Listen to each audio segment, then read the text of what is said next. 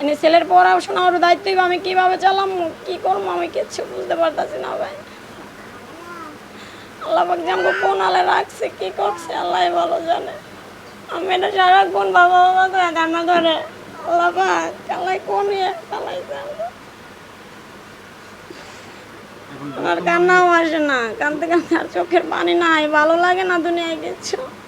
21 তারিখ 7 মাস 2024 বেলা 11টা 11:30টার দিকে ঘরতে বাইরে হয়েছে।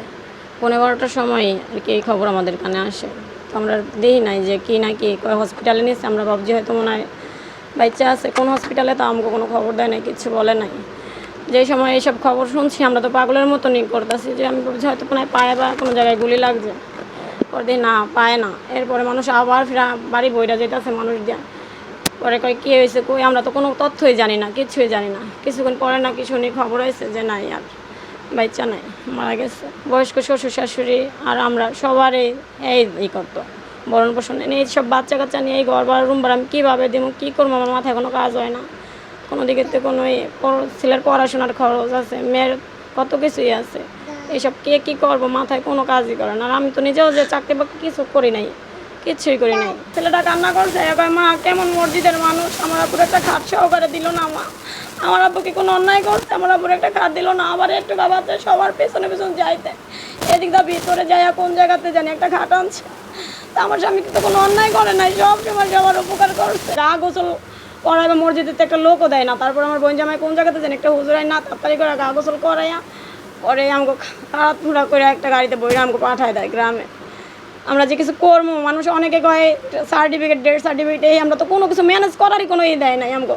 বর্তমানে একটা দোকান ছিল আর আব্বুর, ওই যে আমার বাবা যে দোকানটা দিচ্ছে, ওই দোকানটাও এখন পর্যন্ত আমাকে হাতে আসে নাই। দোকানটা নিয়েও একদিকে মারা গেছে, আরেকদিকে দোকান নিয়ে কারাকারি শুরু করে দিচ্ছে। মানুষ কত বেঈমান, কত খারাপ হইতে পারে। আমি তো চাই আমার ছেলেটারে পড়াশোনা করাইতে, ছেলে মেয়ে দুজনেই পড়াশোনা করে মানুষের মতন মানুষ। বাবার যে আদর্শ আসলে আদর্শ যেন পুরো নয়।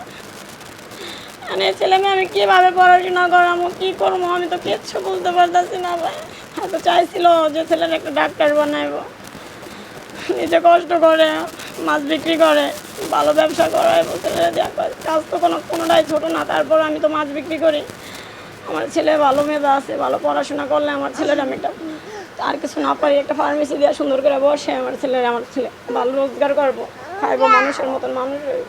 আমারে বলতো শুধু লেখাপড়া ভালো করতে, এটা ফার্মেসি দেবো। ফার্মেসি তো ডাক্তার বাবা জি। তোর বোনটা দেখবে কি? আমি তুমি দেখবা?